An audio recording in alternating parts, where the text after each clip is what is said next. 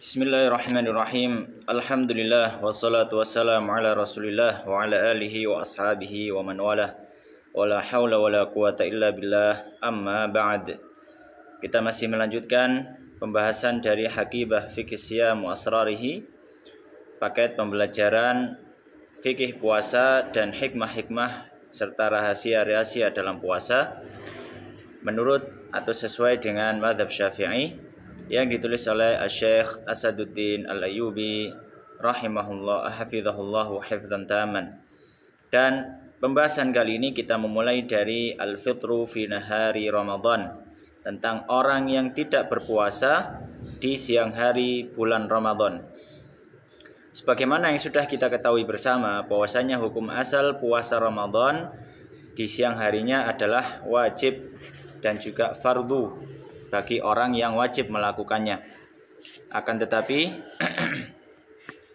syariat memberikan beberapa aturan atau beberapa hal yang bisa menjadi udzur, bisa menjadi alasan yang dibenarkan untuk seseorang tersebut boleh tidak berpuasa di siang hari di bulan Ramadan.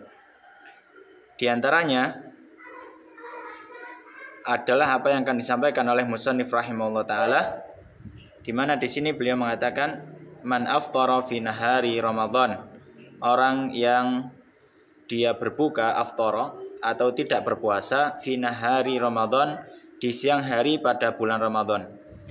Maka orang yang tidak berpuasa di siang hari bulan Ramadan, di bawahnya disebutkan li'udhrin, karena adanya satu udzur. Karena adanya satu udzur. Maka kalau orang yang tidak berpuasa karena adanya udzur, maka udzur di sini terbagi menjadi dua. Yang pertama adalah mustamir, yaitu udzur yang berkelanjutan, tidak bisa hilang. Itu udzur yang pertama, yaitu udzurun mustamir. Kemudian yang kedua adalah ghairu mustamir, udzur yang tidak berkelanjutan, dalam artian udzur ini bisa menghilang. Maka untuk yang pertama, udzurun mustamir, maka apa yang harus dilakukan? Maka dia harus yut'imu an kulli yaumin miskinan. Dia harus memberikan makan setiap hari satu orang miskin. Maksudnya di sini orang yang dia udzur tidak mampu atau tidak berpuasa di siang hari bulan Ramadan, maka dia wajib menggantinya dengan fidyah jika udzurnya adalah udzur mustamir. Apa saja yang masuk dalam kategori udzur mustamir? Ada dua. Yang pertama adalah orang tua renta yang sudah tidak mampu lagi untuk berpuasa, atau puasa menjadi berat bagi dirinya.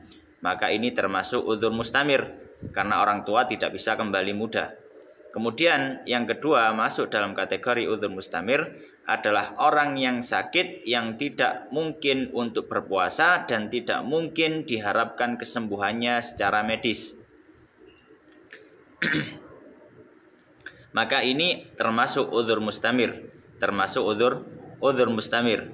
Misalkan orang yang punya penyakit AIDS atau HIV, yang mana dia tidak mungkin lagi sembuh, dia harus sepanjang hidupnya meminum obat, tidak tidak mungkin sembuh, hanya bisa menunda ajalnya.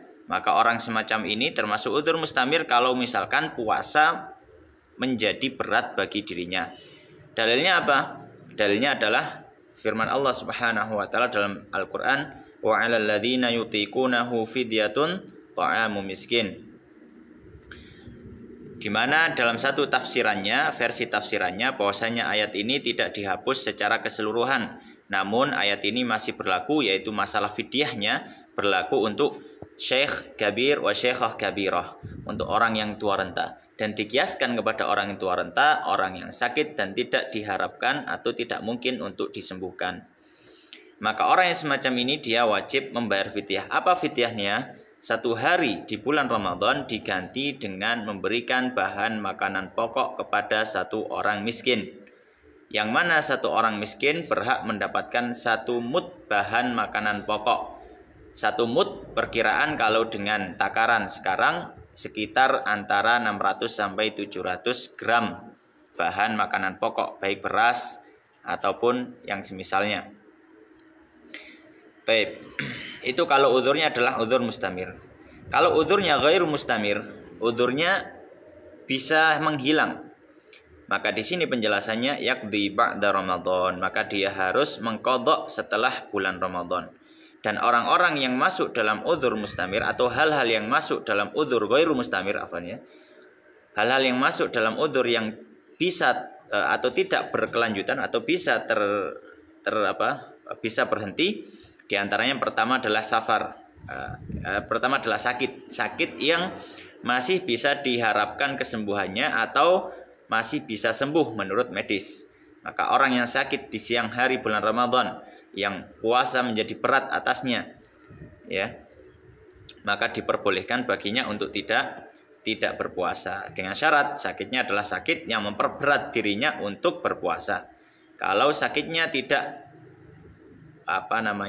memperberat dirinya untuk berpuasa, maka tidak boleh. Seperti orang yang sakit penyakit kulit yang sedikit, maka ini tidak diizinkan untuk berbuka puasa dengan uzur sakit, karena sakitnya tidak sampai derajat menyulitkan dia untuk berpuasa. Kemudian uzur yang kedua yang masuk kategori uzur ghairu mustamir adalah orang yang safar. Maka orang yang safar ini boleh untuk tidak berpuasa dengan alasan safar, tapi dengan syarat safar yang dilakukan harus dilaksanakan sebelum terbitnya fajar di hari itu. Safar yang dilaksanakan sebelum terbitnya fajar di hari itu. Maka kalau misalkan orang safar setelah terbitnya fajar di hari itu, maka dia masih tetap wajib untuk berpuasa di hari itu, karena dia sudah mendapatkan sebagian dari hari tersebut, dari siang hari di bulan Ramadan tersebut dalam kondisi masih mukim dan bukan safar. Maka misalnya orang safar jam 10, maka tidak boleh sejak pagi dia sudah tidak berpuasa. Namun dia wajib untuk melaksanakan puasa. Baik.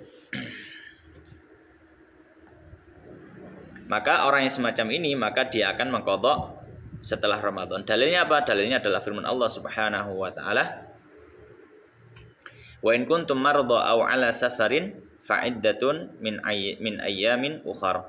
Dan orang yang sakit ataupun orang yang safar, maka dihitung dari hari-hari yang lainnya di luar Ramadan, maksudnya adalah dia mengqadha puasanya. Maka dia mengqadha puasanya.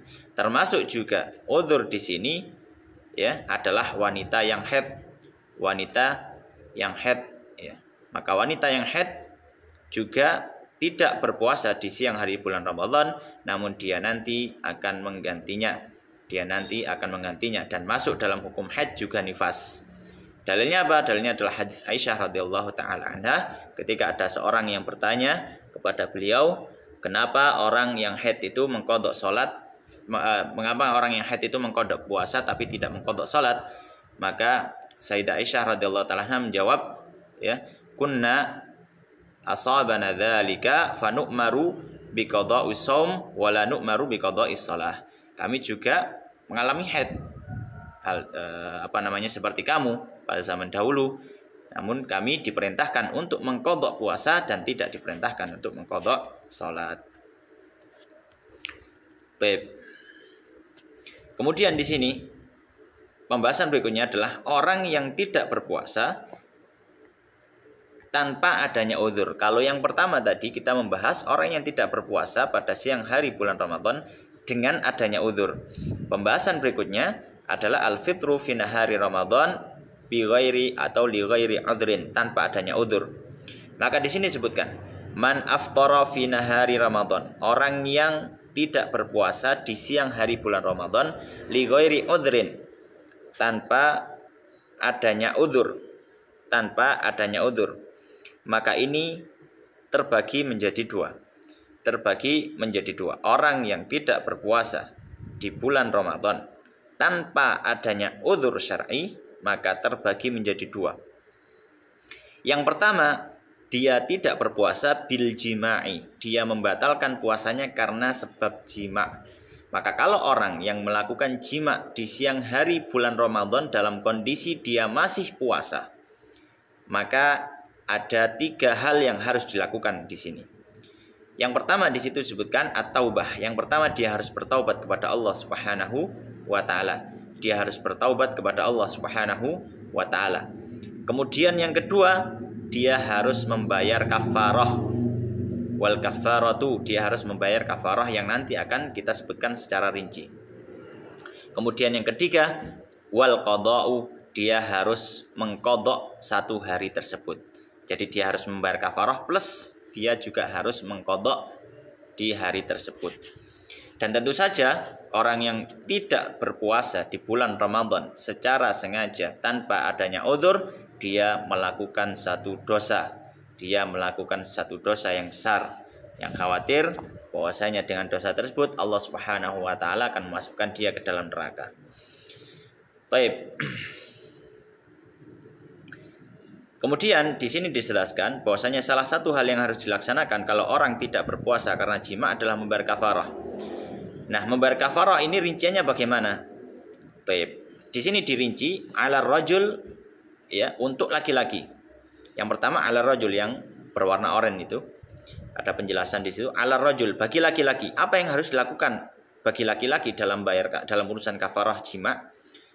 Maka di sini ada 3 hal yang harus dilakukan secara urut, dalam artian tidak boleh berpindah ke urutan berikutnya kalau masih mampu melakukannya.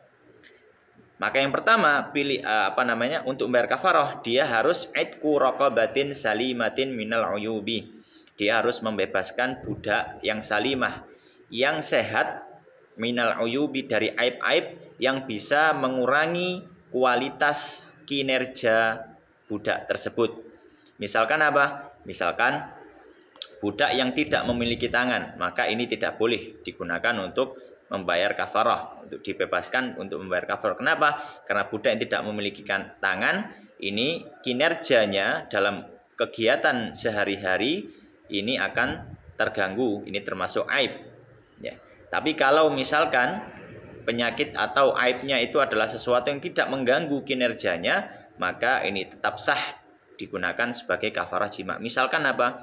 Misalkan budak yang satu jarinya patah atau satu jarinya terpotong, maka ini tidak mengganggu kinerjanya, dia masih bisa melakukan kegiatan-kegiatan sehari-hari di rumah, membantu tuannya, maka ini tidak mengganggu, maka masih boleh untuk apa?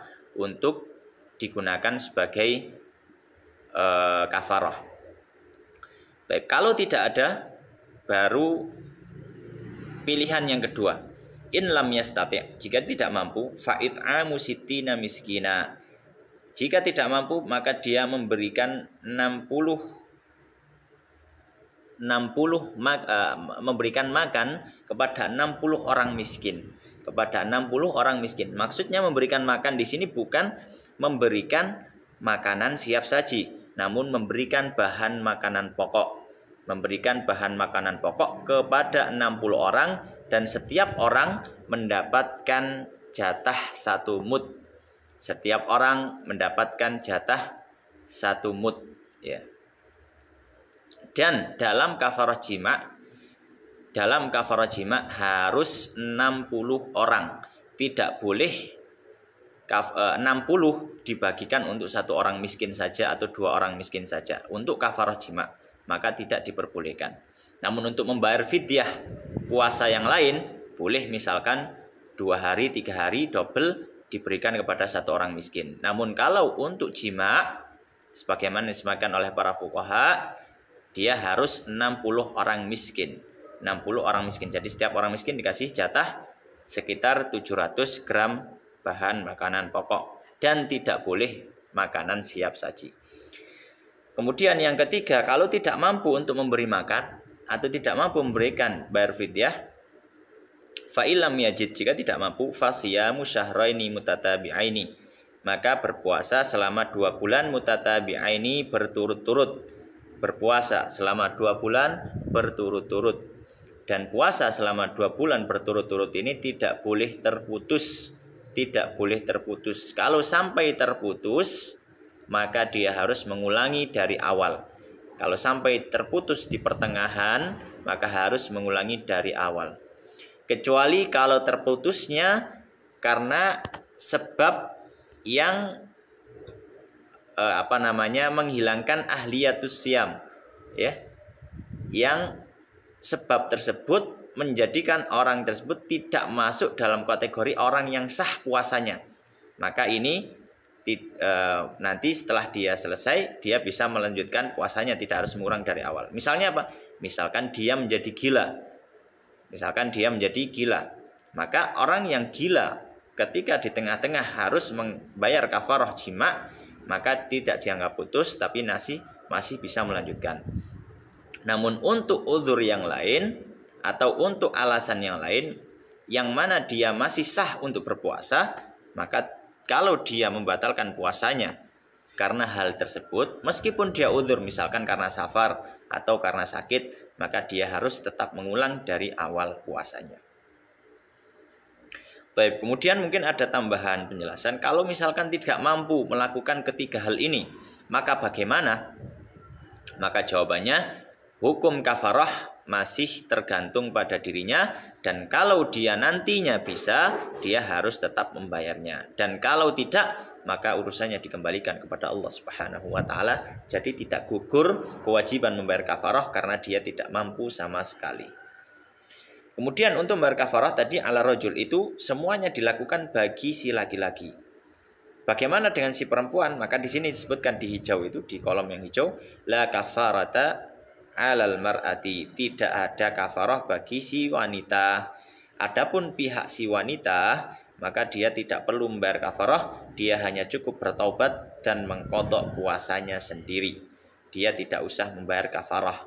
Dalilnya apa? Dalilnya adalah hadis Nabi Shallallahu Alaihi Wasallam ketika ada orang yang jima kemudian datang kepada Nabi, kemudian orang tersebut mengaku dia sudah berjima dengan istrinya, maka Nabi memerintahkan si laki-laki untuk membayar kafarah tanpa memerintahkan si perempuan untuk membayar kafarah. Maka ini menunjukkan bahwasanya si perempuan tidak perlu membayar kafarah. Baik, kemudian untuk man aftara fi nahari Ramadan li ghairi udhrin, yang kedua adalah bi ghairi jima. Bukan karena sebab jima, karena memang dia malas atau yang semisalnya, ya naudzubillah. Maka bagaimana? Maka ada dua yang harus dilakukan. Yang pertama, yatubu ilallah. Dia harus wajib bertobat kepada Allah Subhanahu wa Ta'ala karena sudah meninggalkan puasanya secara sengaja. Ya, secara sengaja. Kemudian yang kedua, yaqdi. Dia wajib untuk mengqadha puasanya. Wajib untuk mengqadha puasanya yang sudah ditinggalkan, baik di Ramadan sebelumnya atau Ramadan sebelum-sebelumnya dan seterusnya sejak dia balik. Ya, maka ini hendaknya diperhatikan oleh kaum muslimin. Demikian Allah Ta'ala a'lam.